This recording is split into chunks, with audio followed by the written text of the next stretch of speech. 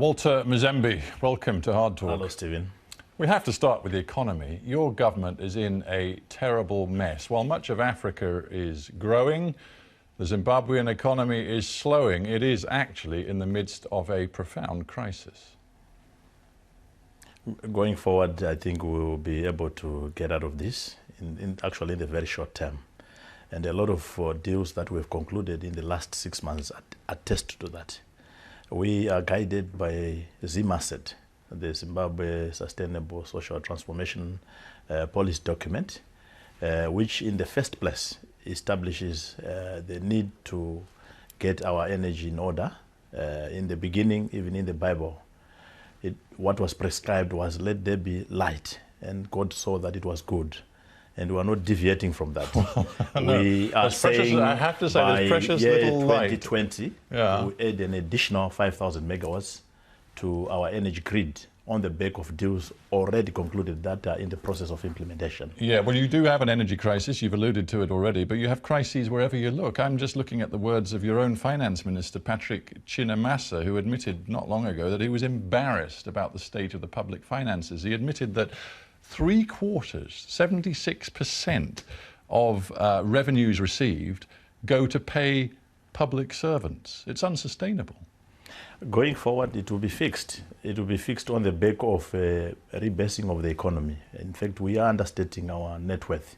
You know our net worth much better than us. You know how much we have in terms of mineral endowments, in terms of human capital, which is basically in orbit here and elsewhere in the world. Yeah, well, that's all theory. What's practical reality is that you've got a debt of over $10 billion that you can't pay. $10 billion, which was created out of the economic sanctions that were imposed on us and severely undermined our ability to pay that debt.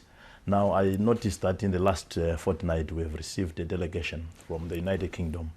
I would impress on them that the starting point really is counting the cost on sanctions so that we imbue and restore the capacity of Zimbabwe to pay back that debt.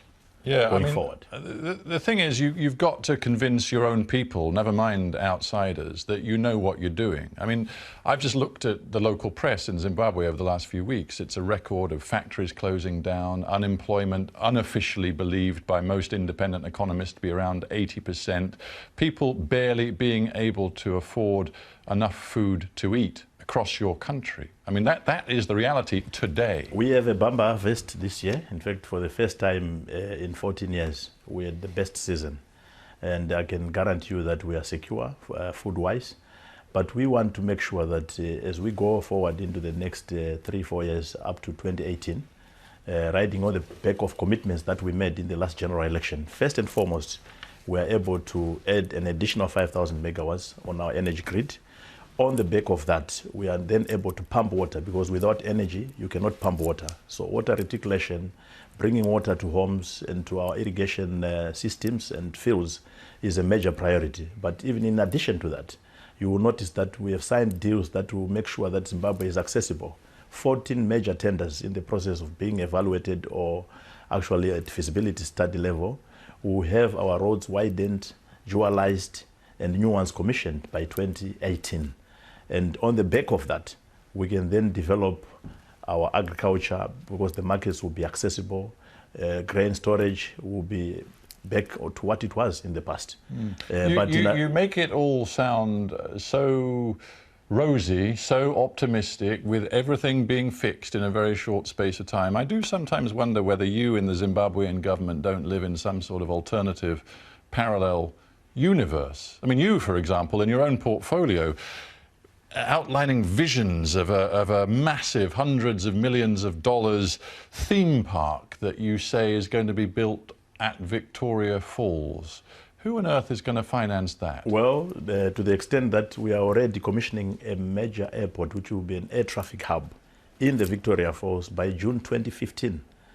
We must then close the infrastructural gap by making sure that we bring up in the destination of the Victoria Falls an ultra-modern city that will be juxtaposed to the colonial legacy that the Victoria Falls is today. You called it a Disney. I just wonder whether how this strikes the people of your country. When you make a speech talking about building a Disneyland in Africa with shopping malls, exhibition facilities, casinos spreading over 300 acres, is this really it's actually 300, what Zimbabwe needs today? It's 300 hectares, and tourism is a low-hanging fruit. If we have established an air traffic hub in the manner that we have done with the Victoria Falls, we are actually preparing to receive visitors. And I have done a benchmark study of the Niagara Falls, which is shared between Canada and the United States. It's a $30 billion economy. While the Victoria Falls that I share with the Zambians is a $1 billion economy. Your people have no jobs. Actually in closing Many of that your gap. people are struggling to survive, and you're talking about bringing Mickey Mouse to Victoria Falls. 1 in 10 every people employed in the world are employed by tourism. And I'm not inventing or reinventing the wheel. I'm basically saying it is tourism which is a low-hanging fruit, which will provide the greatest opportunity to employment in the next 3 to 4 years. Even if, supposing you could find the finance to make this vision of yours a reality, is this really what you want for Zimbabwe? A Zimbabwean-born travel writer, Lisa Granger, she listened to your plans. She said, if this ever came to pass, it would be like building a casino right next to the pyramids. Well, you'll be very interested to know that the London Stock Exchange, in the first instance, was the first one to respond to my clarion call for the modernization of the Victoria Falls. And international... One of the great natural wonders of the world, and you want to modernize them. We are not desecrating it. We are doing this development beyond the airport and 10 kilometers before the boundaries and perimeter of the World Heritage Site. I don't wish to be rude, but I come back to this point about a parallel universe. I mean, foreign direct investment has been hemorrhaging, draining out of Zimbabwe over recent years. I'm sure you know these figures better than me, but last year the UN reckons Mozambique, not far away, another emerging African economy, attracted over $7 billion worth of FDI, foreign direct investment. Zimbabwe's figure was 400 million, about 6% of Mozambique's. That's the reality. So where on earth is the money going to come that's from? 400 million computed by the IMF and the World Bank. But they forget to add onto that figure the initiatives that we have done with China and Russia. And those two, and I've witnessed that, and I was part of the President's delegation recently on an official visit to China, and we concluded $4 billion worth of deals. A week or a fortnight later, you know better than I, we concluded another one for $3 billion. Had hoped to get tens of billions from China, and in the end, you didn't get the loans and the aid you wanted. All you got were a series of deals based on infrastructure and mortgaging your future mineral revenues against Chinese money. That's what you got. We have not let go a single natural resource on the back of the deals that we concluded in China. They are infrastructural deals premised and structured on the back of future receivables arising out of energy sales, energy tariffs which we have revised. These are the words of the Chinese economic attaché, Han Bing. He said China will only grant credit to Zimbabwe if it is secured against earnings from minerals. That's the reality. You're just mortgaging off your own resources. Hear it from me. The honest truth is we are securing it against future receivables, against the business model itself. And the business models that we presented are around energy, and energy is an attractive tariff in Zimbabwe. And that's why even in your own backyard here, British expertise led a delegation of companies that came for a scoping mission, which included, and amongst other things, and primarily energy deals, because they know that they have a payback capacity inherently built in them, arising out of energy tariffs. It seems to many Zimbabweans you are, in essence, selling off the family silver to China because the IMF and other lenders simply won't lend to you. I mean, let's just look at the words of Domenico Fenizza, who's the Assistant Director of the IMF for Africa. He says, we cannot, in the current situation, lend to Zimbabwe because Zimbabwe runs arrears with the fund and also with other institutions like the World Bank and the Africa Development Bank. In other words, you are so far into debt with all of these international institutions that no longer will any of them lend you any money. Unfortunately, the untold story, you see, is that Germany and Japan were rebuilt out of the Marshall Plan, out of their false money. In Africa, colonialism has not experienced any reparation, including slavery. And that goes even to post-independent Zimbabwe. It has not benefited from the effect of sanctions. What we should be placing on the table of the British and the British expertise before they come to us, like a knight in shining armor, is the cost of sanctions, which I put at no less than 100 billion. It is that which should offset any existing debt. And we have a $7 billion debt stock today, which we must net off against the impact of sanctions. Right, so here we have not... If I may say so, Minister, it's a somewhat mixed message. You come to London and other Western cities and you say, look, Zimbabwe is open. We want you to come visit. We want your economic partnership. We want to do deals with you.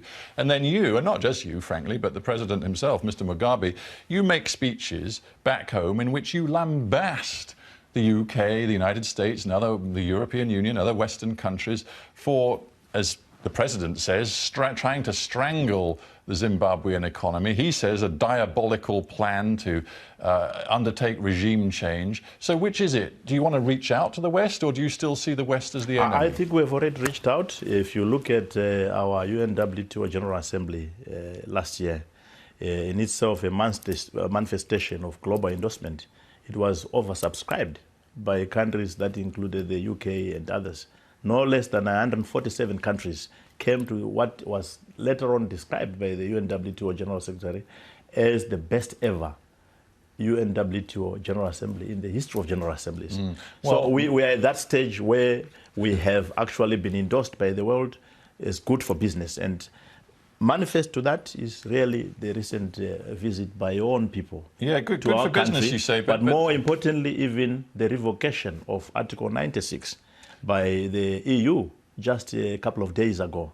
But I don't celebrate that myself at this stage until we place on the table the impact of their unilateral withdrawal and unilateral imposition of sanctions on the country. It is a cost, including the brain drain that moved our children into European capitals, which is working for you more than Zimbabwe. Well, you focus obviously on the historical damage you say has been done by colonialism and then by sanctions. I want to focus on something else. How do you move forward? Well, if you don't that's a great question. How do you move forward? Let's talk about one policy your government has adopted, which seems to me to be raising questions about how you move forward, and that's what you call indigenization. You say you're open to FDI, foreign direct investment. You want investors from overseas to come. But then your message to those investors is that all companies operating in Zimbabwe must be majority owned by native Zimbabwean people. Absolutely. Now, you read the words coming out of UK, Canadian and other Western businesses inside your country. They are profoundly concerned. The Canadian ambassador saying recently, Canadian businesses deeply concerned with this uncertain business environment. They no longer understand what's expected of them. They are not willing to give up a controlling stake in their companies. Well, what I could tell you is that our thresholds on indigenization and empowerment are actually lower than what is happening in Qatar, 80%, in Botswana, 80%. To the extent that we are able to tell you that we are not taking that value without placing money on the table. That is the message I think that investors want to know. We are not expropriating. We are going to pay for our value.